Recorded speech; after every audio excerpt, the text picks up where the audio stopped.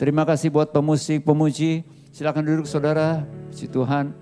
Saudara diberkati lewat pelayanan dari hamba-hamba Tuhan yang luar biasa ini, pemusik, pemuji. Yang di tempat ini, kalau yang di tempat di mana saudara mengikuti secara online saya nggak bisa ngelihat. Kalau saudara yang di ruangan ini, di gedung gereja Bethel Indonesia, Jalan Suryo Pranoto 87B Jakarta Pusat ini, yang saat ini ada, saudara yang sungguh diberkati lewat pelayanan pemuji pemusik pada saat ini, boleh angkat tangan. Boleh kasih tepuk tangan buat mereka. Amin. Supaya tetap semangat ya, puji Tuhan. Saudara, kasih Tuhan tidak pernah berubah. Yang setuju katakan memang benar. Bilang memang benar. Ya, saya ubah. Saya ubah. Saya ubah. Ya, jangan kebiasaan apapun pertanyaan jawabannya selalu amin. Saudara sudah makan? Amin. Enggak jelas. Hari gini masih kasih jawabannya enggak jelas. Oke, saudara. Kasih Tuhan tidak pernah berkesudahan. Setuju? Katakan memang benar. Yang berubah? Yang berubah? Kita. Ya. Tuhan sudah menyatakan kasih-Nya luar biasa dahsyat loh. Bukan karena saudara dan saya punya nilai lebih dari yang lain. Tapi karena Dia memutuskan untuk mengasihi saudara dan saya. Apapun keadaan saudara dan saya. Apapun latar belakang saudara dan saya. Kondisi saudara dan saya. Tetap Tuhan Yesus mengasihi saudara dan saya. Dan kasih-Nya tidak pernah berubah. Tidak pernah bertambah besar, tidak pernah bertambah kecil. Kalau kita memberikan persembahan banyak, kasih Tuhan lebih besar? No. Kalau kita melayani begitu luar biasa, kasih Tuhan semakin berlimpah? No. Kasih Tuhan utuh. Katakan sama-sama utuh. Bulat gitu loh. Ya. Sekali Tuhan katakan mengasihi, mengasihi. Tetapi Tuhan membenci dosa. Saudara, kali ini kita akan bicara tentang belenggu.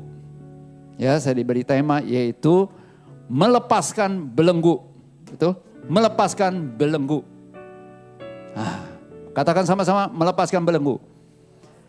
Nah, kita nggak bisa mengalami atau menikmati berkat Tuhan, pertolongan Tuhan. Kenapa? Ternyata ada penghalang, yaitu belenggu-belenggu itu loh. Dan banyak kali kita nggak menyadari atau kita tidak mewaspadai. Kita don't care lah, bodo amat, hidup mengalir aja. Selama masih ada makan, minum, pakai, udah oke. Padahal belenggu itu sedang mengikat saudara dan saya begitu rupa. Sehingga bukan sekadar makan, minum, pakai saja. Yang Tuhan inginkan adalah hidup saudara dan hidup saya adalah berkualitas di mata Tuhan. Setuju gak sih? Betul.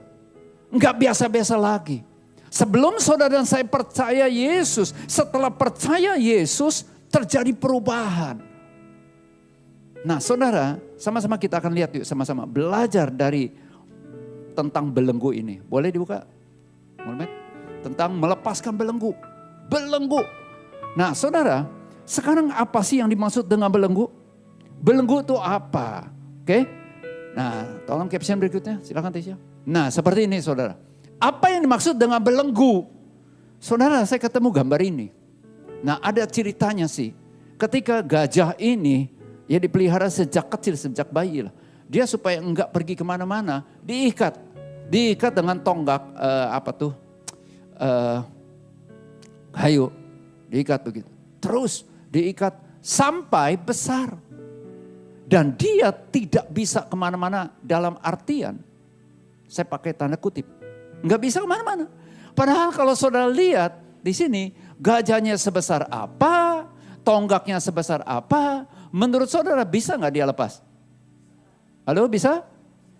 Kenapa dia nggak bisa lepas? Halo? Ya, bukan terbelenggu dengan tali lagi. Waktu kecil, betul. Tetapi sudah besar, dia nggak lagi terbelenggu oleh tali. Tapi dia terbelenggu oleh, ya, kebiasaannya, Ya kan? Dan juga mungkin trauma masa lalu ketika dia berontak pada saat dia masih kecil mengalami apa? Luka-luka loh. Luka tuh, aduh, saya tuh. Mungkin seperti itu.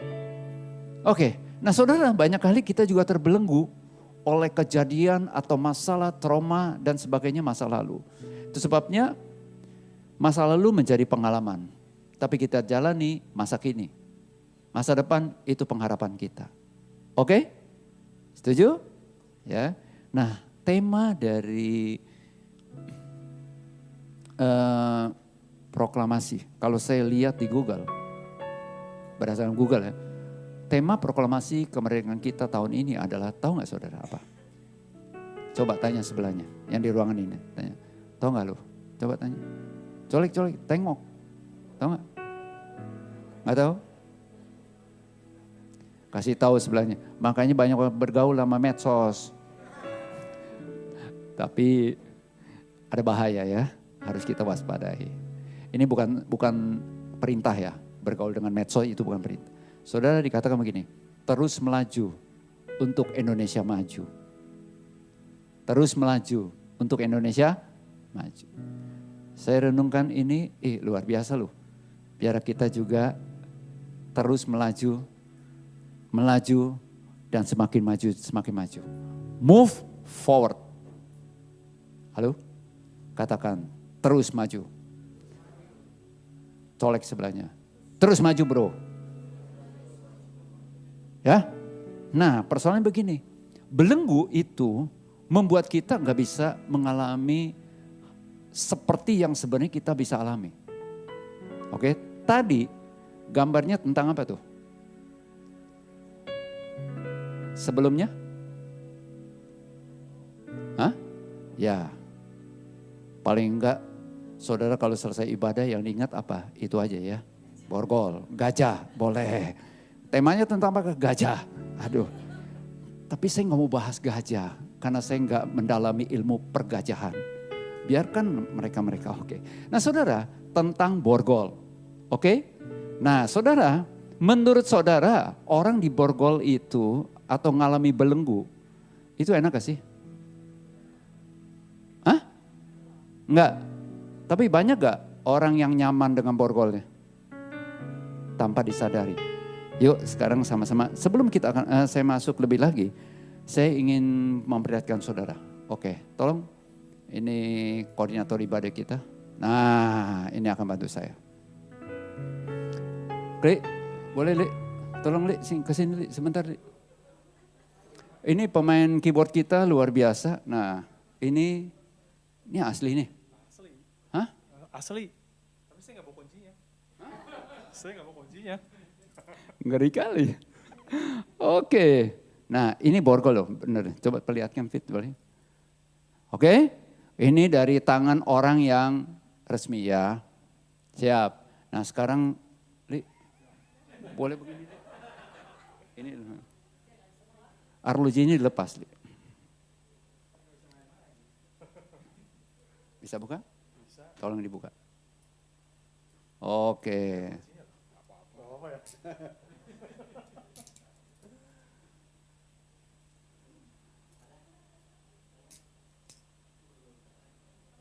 Tangannya kegedean. Oke, kasih lihat Li, boleh Li. Oke, ini bukan tahanan ya. Tapi dia tawanan Roh Kudus, mantap. Amin. Ada di Alkitab itu bahasa. Oke, saudara ini dulu. Li, tolong kamu main keyboard. Coba. Silakan. Saudara mau pilih lagu apa? Mau pilih lagu apa? Mau pilih lagu apa? Allah itu baik. Allah itu baik. Terus? Sungguh baik bagiku. Terus? Terus? Terus? Sebentar. Oke, Li, sebentar Li. Oke. Selama kalau kamu main selama ibadah pakai begini, kira-kira kamu gimana? Nggak Selama ibadah loh, kalau kamu bilang minggu depan mungkin dicoba. Wah, terbelenggu. Ya memang Iya, terbelenggu. Jadi kamu waktu main ini Ya, nggak bisa leluasa, nggak bebas, nggak berleluasa, nggak nyaman. Merasa terganggu. Ya, terbeban. bisa maksimal nggak? Nggak maksimal. Nggak bisa maksimal? Nggak bisa maksimal. Happy nggak? Nggak happy. Apalagi pemusik berhubungan dengan apa seni itu. Ya kan kalau moodnya lagi wah semakin begini ini semakin nggak. Oke, bagaimana caranya supaya kamu bisa main dengan bebas, leluasa dan Mesti dilepaskan belenggunya. Oke, yang lepasin siapa? Yang ngelepasin David. Yang pegang kunci dia kan? Kenapa? Yang pegang kunci beliau. Yang megang kunci siapa? Oke, Fit, tolong lepasin Fit. Siap. Saya dapat bocoran katanya David megang kunci. Silakan langsung.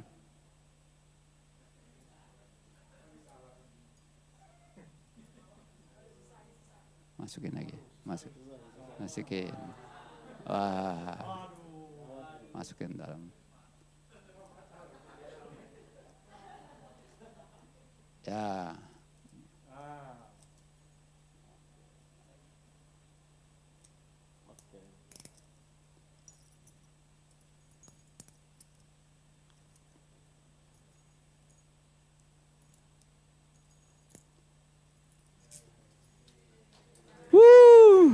Silakan lagi.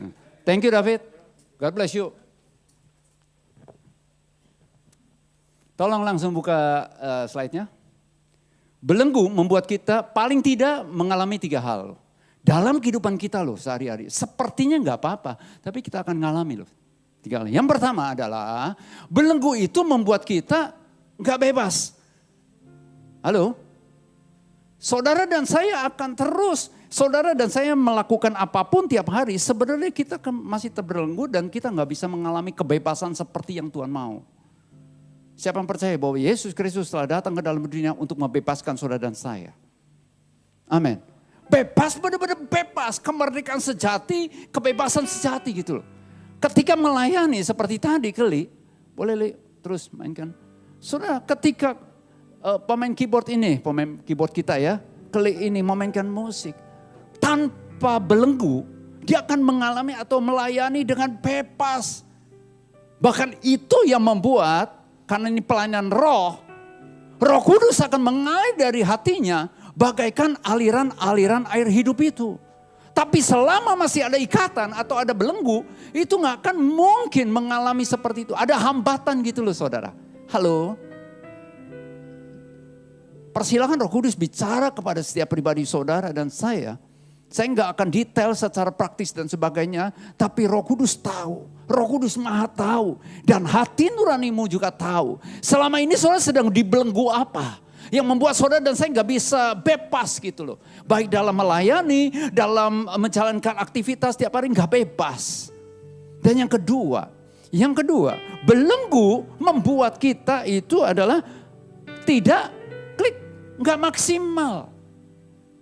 Kita boleh melayani seperti ini, tapi selama pelayan atau yang melayani di atas mimbar ini termasuk saya, masih ada ikatan, kita tidak akan pernah bisa maksimal saudara. Sepertinya maksimal. Sepertinya di mata manusia maksimal. Tapi enggak di mata Tuhan, bahkan hati nurani saudara dan saya. Halo? Enggak bakal maksimal saudara. Yang ketiga, belenggu itu membuat kita nggak bahagia, nggak enjoy gitu loh. Kalaupun kita ketawa-ketawa, hahaha, itu ya bergembira, senang, udah begitu saja. Tapi bicara tentang bahagia, itu bicara tentang dari hati saudara. Kebahagiaan sejati tidak ditentukan oleh dari luar, dari faktor eksternal, tapi dari dalam hati, internal, inner man kita. Oke, saudara paham di sini ya. Paling tidak ada 3 hal loh. Saudara silakan dah. Sementara firman Tuhan disampaikan saat ini, persilakan Roh Kudus bicara dan persilakan diri saudara untuk membuka hati. Persilakan bicara aja sama Tuhan dalam hati. Iya Tuhan, benar aku masih ada. Saudara tahu belenggu? Bahasa dari kamusnya, itu belenggu adalah ikatan yang mengikat baik tangan atau kaki. Ya. Dan terjemahan lain dikatakan belenggu itu atau ikatan itu memenjarakan kita. Membuat kita tuh gak bisa bebas. Mengikat, benar-benar mengikat. Nah saudara, saya sangat yakin bukan tambah kebetulan kalau bulan ini kita akan bicara tentang tema bulan ini apa Pak? Saya nggak perhati. Tentang itu. Tentang melepaskan belenggu loh. Karena Tuhan mau, saya sangat yakin. Dalam bulan-bulan selanjutnya, September, Oktober, November, Desember, terus. Saudara dan saya akan mengalami kehidupan yang berbeda. Ketika saudara dan saya masih terbelenggu. Amin. Oke. Nah selanjutnya kita akan lihat. Belenggu apa yang tanda kutip terhebat dan sangat mengerikan. Ini dia. Belenggu.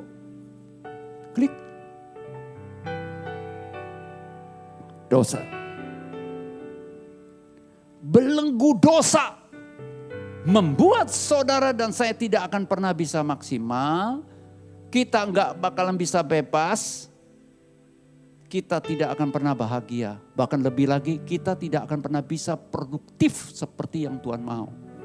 Menjadi berkat, bagaimana dia bisa menjadi berkat. Ini juga buat saya, sementara saya sampaikan ini juga buat saya. Saudara, jangan dianggap dosa itu hanya mencuri, membunuh, apalagi merampok, memperkosa, berbuat cabul. Saudara, bukan hanya itu memang dosa. Tapi pengertian dosa adalah, itu dalam bahasa aslinya lebih dikenalkan hamartia. Hamartia itu meleset dari sasaran. Sasarannya siapa? Sasarannya Tuhan tahu. Ketika saudara melakukan sesuatu yang Tuhan izinkan untuk kita lakukan, tapi enggak seperti yang Tuhan mau, tapi kita melakukan apa yang kita mau, tahu gak saudara? Itu meleset loh. Dosa bukan hanya melakukan apa yang Tuhan larang, tapi juga tidak melakukan apa yang Tuhan perintahkan. Itu dosa. Ayo kita cek sama-sama tiap hari. Maka itu saya mengingatkan saudara. Tiap malam introspeksi diri. Sepanjang hari itu udah kita lakukan apa? Oh aku udah berbuat baik, udah melakukan ini. Oke. Apa motivasinya? Halo? Terus bagaimana interaksi dengan sesama? Tuhan suruh, Tuhan perintahkan atau tergerak nih. Coba hubungi si A. Kamu doakan dia. Ah ngapain sih? Atau berkati dia. Tapi kita gak melakukan. Oh itu biasa aja. No. Tidak melakukan apa yang Tuhan perintahkan. Tidak melakukan apa yang Tuhan mau. Itu dosa. Melakukan apa yang Tuhan larang. Itu dosa. Jadi aduh. Benar-benar gak main-main dalam kehidupan ini. Saya sangat yakin. Ada berkat besar yang Tuhan telah siapkan buat saudara dan saya. Dalam hari-hari ke depan.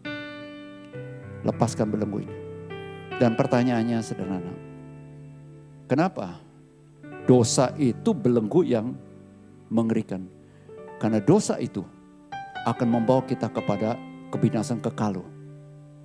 Maut. Sekali udah masuk situ gak bisa balik lagi, gak bisa keluar lagi. Sama ketika kita masuk kekekalan bersama dengan Tuhan kita Yesus Kristus, gak bakal bisa keluar lagi. Dan kita mana mau keluar lagi. Udah mengalami kebahagiaan, enjoy dan sebagainya. Tapi di kebinasan kekal itu, yang namanya api belerang yang tidak terpadamkan. Dan kita kalau udah ke situ, kalau seseorang udah masuk ke situ, mengalami seperti itu, gak ada istirahatnya. Gak ada, aduh istirahat dulu deh, capek nih. No, terus menerus. Saya gambarkan ini saudara, supaya kita gak main-main lagi dalam hidup ini. Halo? Bebas dah saudara mau milih apa. Tapi mulai dengan minta pimpinan Tuhan. Nah saudara, kabar yang luar biasa, kabar baiknya adalah Yesus Kristus telah melepaskan kita dari belenggu dosa. Melalui kematian dan kebangkitannya. Katakan sama-sama, kematian dan kebangkitan Yesus Kristus telah melepaskan kita dari belenggu dosa. 2, 3.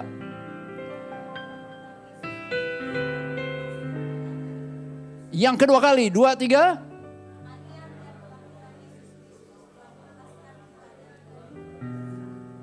Siapa yang percaya? Saudara yang percaya di tempat ini, boleh di tempat di mana saudara berada, ucapkan sekali lagi, tapi dengan kebanggaan penuh syukur, dan setelah itu beri tepuk tangan buat Tuhan. Oke? 2, 3. Kematian dan kebangkitan Yesus Kristus telah melepaskan kita dari belenggu dosa. Betul. Yesus Kristus telah melakukan bagiannya. Tapi pertanyaan dibalik.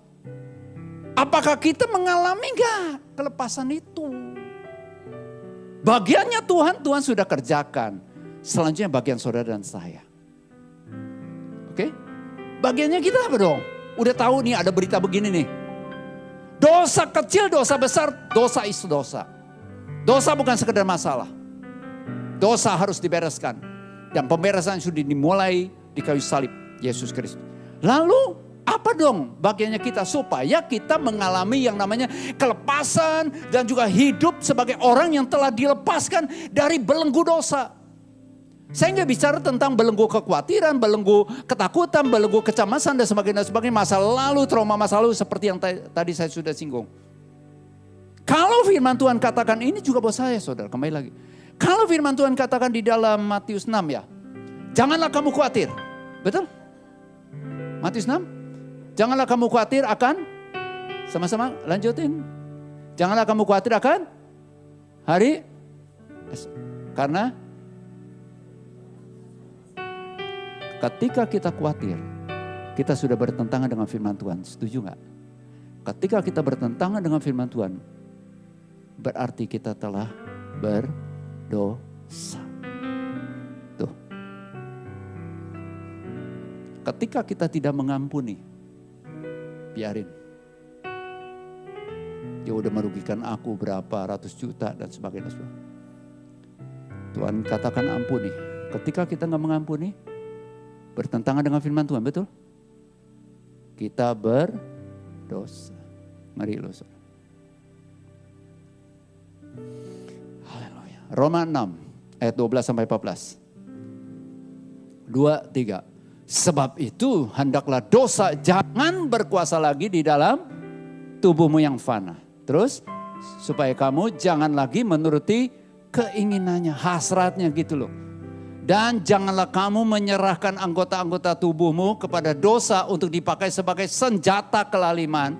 Tetapi serahkanlah dirimu kepada Allah sebagai orang-orang yang dahulu mati. Tetapi yang sekarang hidup. Dan tolong perhatikan 2, 3.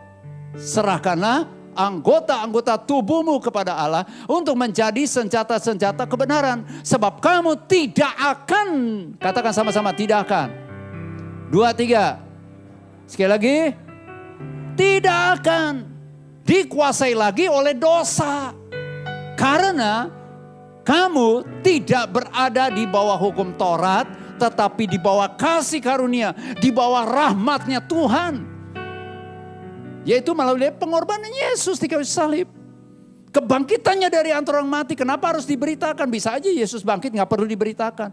Supaya kita tahu bahwa ternyata Yesus yang telah dibangkitkan, kuasa yang membangkitkan Yesus, kuasa itu juga diberikan kepada kita loh saudara. Halo. Saudara, ini saya cuplik 3 ayat, 12, 13, 14. Pesan saya atau saran saya kalau tidak dikatakan perintah saya ya, sebagai hamba Tuhan. Baca dari ayat 1. Bicara tentang kematian ketika kita menyatu, kita percaya ya. Kita menyatu dengan kematian Yesus seperti apa dan sebagainya dan sebagainya. Setelah itu muncul ayat ini. Menjelang akhir dari perikop itu. Tolong perhatikan saudara, dikatakan dosa jangan berkuasa lagi. Tak, kata berkuasa. Kata berkuasa punya arti begini nih. Jangan mau diperintah. Katakan jangan mau diperintah. Katakan jangan lagi diperintah dosa. Masa lu digituin aja diem aja lu. Sikat. Sikat apa? Sikat gigi boleh. Oke, kata berkuasa artinya jangan mau diatur, jangan mau diperintahkan, jangan mau dikuasai lagi, dikendalikan gitu loh. Ingat, ini disampaikan setelah firman Tuhan katakan bahwa Yesus Kristus telah mati di kayu salib buat saudara dan saya, telah membebaskan saudara dan saya dari belenggu dosa. Nah, kita akan lihat yuk, ada dua hal paling tidak. Yang pertama, silakan klik. Bagaimana kita mengalami dan hidup sebagai orang yang telah dilepaskan dari belenggu dosa. Tentunya ini persyaratan utama dan yang pertama. Yang pertama, klik. Ya, percaya dengan segenap hati dan jiwa kepada Tuhan Yesus Kristus yang telah mati di kayu salib karena dosamu dan dosaku. Bukan dosa orang lain dulu deh. Dosa kita. Nah, percaya ini harus dibuktikan dengan atau melalui klik. Baptisan. Katakan baptisan. Saudara, banyak orang atau ada orang yang katakan baptisan penting gak? Ada yang katakan gak penting, yang penting percaya. Alkitab saya katakan Markus 16 ayat 16. Barang siapa percaya dan dibaptis, dia akan diselamatkan. Firman Tuhan katakan begitu. Jadi kalau saudara percaya kepada Tuhan Yesus Kristus, terima baptisan itu sebagai bukti. Saudara proklamirkan bukan di hadapan orang, tetapi di hadapan Tuhan. Betul Tuhan, aku sudah mengambil keputusan, aku sudah berkomitmen menjadi pengikut Yesus Kristus. Itu sebabnya aku buktikan lewat apa? Aku terima baptisan. Dan baptisan dari gereja lokal kita atau dari sinode GBI adalah baptisan selam. Dan pengertiannya apa? Ketika kita dibaptis, artinya kita mati bersama dengan Kristus setelah dibaptiskan selam. Gak lama-lama tuh. Ya, kenapa gak lama-lama? Halo? Kenapa? Iya, kalau bangkit gak bisa dibangkitin. Bangkitnya dia di alam lain. Nah, kan belum waktunya. Saudara buru-buru. Ini melambangkan dikubur. Dibangkitkan. Perhatikan. Mati, dikuburkan, dibangkitkan bersama siapa? Bersama dengan Yesus Kristus. Itu firman Allah katakan saudara. Saudara dan saya ketika kita percaya dan telah terima baptisan. Ketika kita keluar dari kolam baptisan. Kita sebenarnya udah gak sendirian lagi. Saudara dan saya berjalan hidup setiap hari bersama dengan Tuhan Yesus Kristus. Juru selamatmu dan juru selamatku. Halo.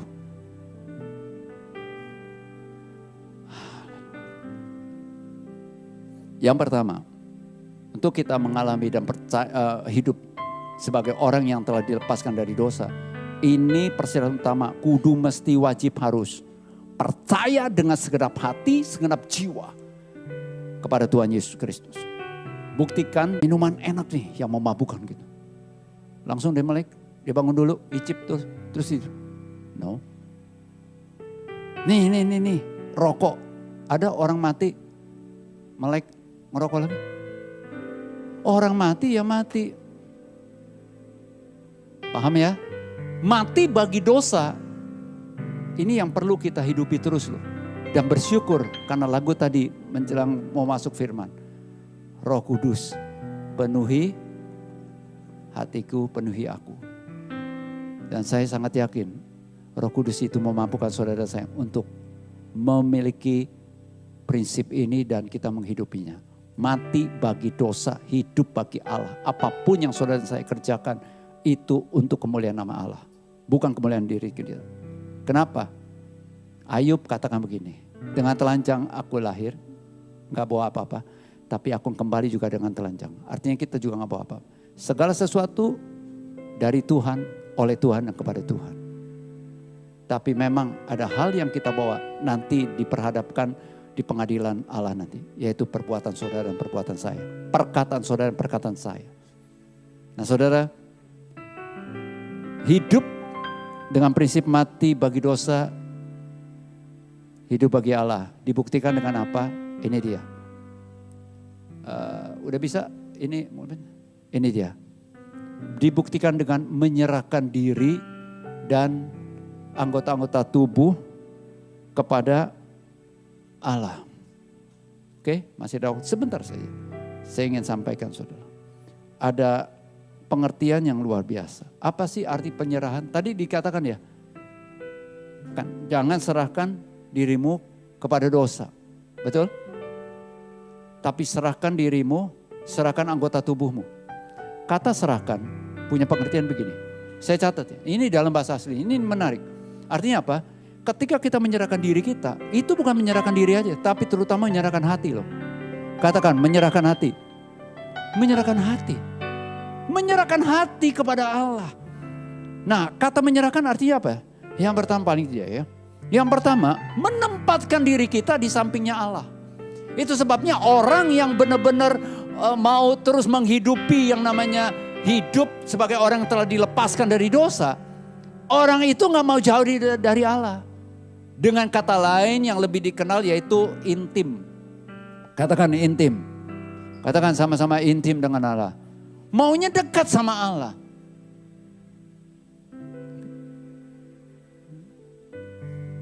Yang berikutnya, kata menyerahkan artinya tuh memberi diri diatur oleh Allah. Menyerahkan diri artinya menyajikan. Ini juga luar biasa saudara. Ketika saya ketemu kata menyajikan, saudara tahu menyajikan, istilah menyajikan itu berhubungan dengan apa? Makanan. Ini loh, kalau menyerahkan diri artinya memastikan atau kita mau terus berupaya supaya hidup kita, diri kita itu disukai dan dapat dinikmati oleh Tuhan. Halo? Itu loh. Menyerahkan diri sesuai dengan keinginan Tuhan. Nah, berikutnya menyerahkan anggota-anggota tubuh kita. Artinya apa? Artinya kita gunakan semuanya ini untuk kemuliaan nama Tuhan. Simple, supaya Tuhan senang. Saudara, terakhir saya ingin bawa saudara renungkan tentang apa yang Yesus alami ya. Saya sudah pernah sampaikan, ketika Yesus ditangkap,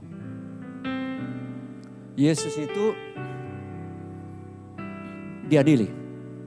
Ketika diadili, Yesus ditampar. Nih yang Yesus alami paling tidak antara ini. Yang pertama ditampar.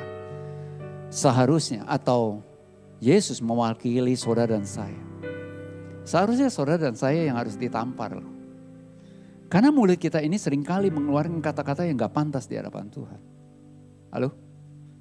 Mulutmu dan mulutku yang harusnya ditampar. Yang kedua, Yesus itu dipukul kepalanya. Dengan apa? Gagang tombak. Puh. Itu ada di firman Tuhan, di Alkitab. Di kitab Injil. Kepala. Di dalam kepala ada apa? Pikiran. Apa yang kita pikirkan selama ini? Pikiran jahat atau pikiran kotor atau pikiran baik atau pikiran benar? Seharusnya saudara dan saya harus mengalami itu. Tapi enggak. Cukup Yesus yang menanggung itu. Selanjutnya dipakai mahkota duri. Ditancap supaya darah keluar. Lalu tangan ini dipakukan ya? Ada yang bilang di sini, ada yang bilang di sini, enggak tahu. Itu menurut penyelidikan. Tapi yang jelas tangan Tuhan Yesus dipaku. Itu menggantung bobot tubuhnya Yesus. Pasti ini ada robek dan sebagainya. Pakunya bukan paku yang mulus.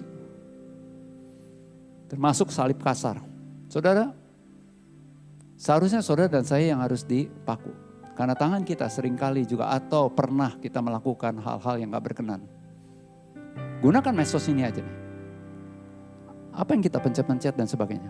Apa yang kita lakukan? Apa yang kita tonton? Kaki Tuhan Yesus dipaku. Seharusnya kita yang dipaku. Kaki kita.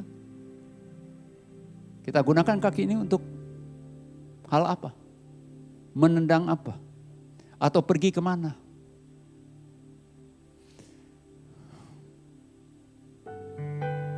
Dan lambung Yesus terakhir ditusuk tombak, betul? Lambung. Bicara tentang apa? Tempat makanan juga. Kita gelojo dengan makanan. Saya suka makan. Makan untuk hidup atau hidup untuk makan? Tanya sebelahnya. Makan untuk hidup atau hidup untuk makan? Coba tanya sebelahnya. Hah? Kalau saudara dan saya sudah bosan makan, hati-hati. Hati-hati kalau sudah bosan makan ya. Tapi siapa di sini yang suka makan? Yang suka makan? Angkat tangan. Oke. Siapa yang suka ditraktir? Angkat tangan tinggi-tinggi. Oke. Siapa yang suka mentraktir? Enggak ada. Saudara, Alkitab pernah ada ayat yang katakan, Tuhan mereka adalah perut mereka. Halo? Dan lambung juga berdekatan dengan hati. Yesus mengalami kesepian, saudara. Yesus mengalami ketertolakan. Dan sebagainya. Yesus katakan tetelestai di atas kayu salib. Artinya apa? Sudah genap apa yang aku sudah lakukan. Supaya umat manusia tidak lagi melakukan, tidak lagi mengalaminya. Cukup dia saja yang mengalami.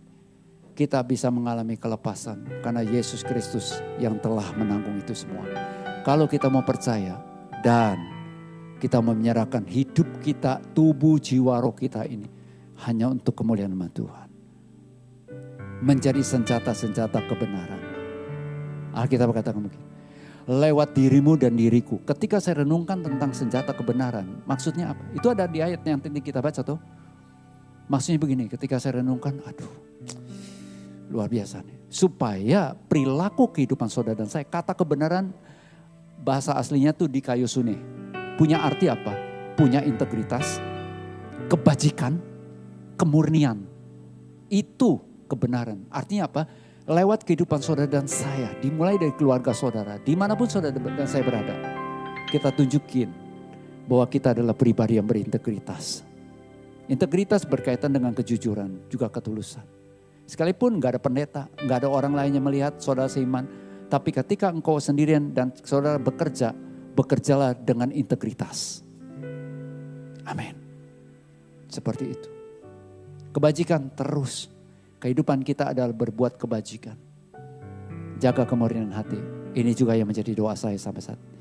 Dan saya sangat yakin ada kasih karunia Tuhan, ada Roh Kudus yang memampukan saudara dan saya untuk menjalani hari-hari hidup kita ke depan sebagai orang-orang yang telah dilepaskan dari belenggu dosa. Tuhan Yesus memberkati.